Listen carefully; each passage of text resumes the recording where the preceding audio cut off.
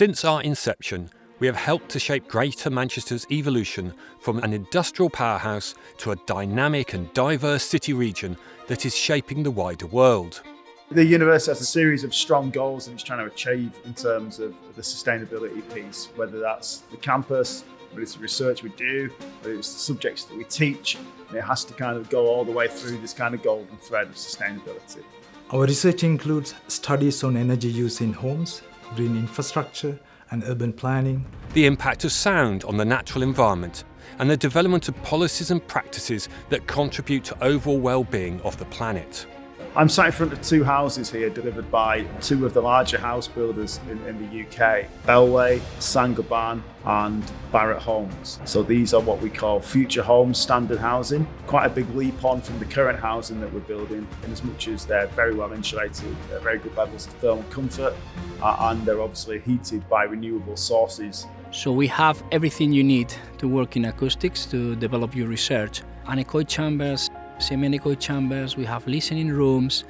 We can do everything from measuring sound in a very accurate way to understand how people is going to respond to that sound when we reproduce that to them. In acoustics, a key theme for us is making more sustainable environments. That could be about making a classroom where teachers and pupils can communicate well and therefore learn well. It could be about designing a grand concert hall so the orchestra sounds better and everyone enjoys the music more.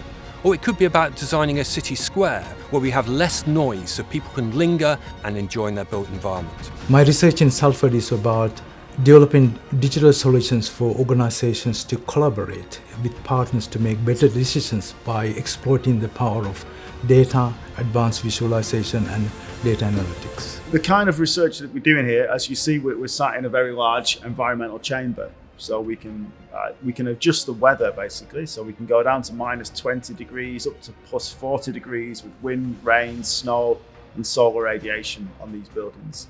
So the aim of this current piece of research is to take these buildings sat behind me here through their paces in terms of the climate that we live in now. But if we look forward 50 years in advance and the climate changes, how well will these houses work then? And how comfortable will they be to live in at that moment as well? I collaborate with several organizations around the world who are responsible for weather forecast, flood prevention, landslide mitigation, city councils, disaster management centers, and district councils, and so on. It is important for me to work with those organizations because they have the mandate to implement solutions to control the impact of climate change on the communities. We have this old tagline about making the world sound better, and that really drives all our future research. How can we reduce the harms of noise, but also think about how we can use sound positively? Because sound is a really important part of living. I'm sat in front of two big questions here, and the big two questions here are how will these houses perform and what will they do in the future? But these aren't questions that we set. These are questions that were set by industry. They came to us, built the houses and said, how are these things going to behave? And I'm a big fan of letting industry ask the questions and then we can help them answer it. It starts in Salford, a place where ideas are formed that shape the world.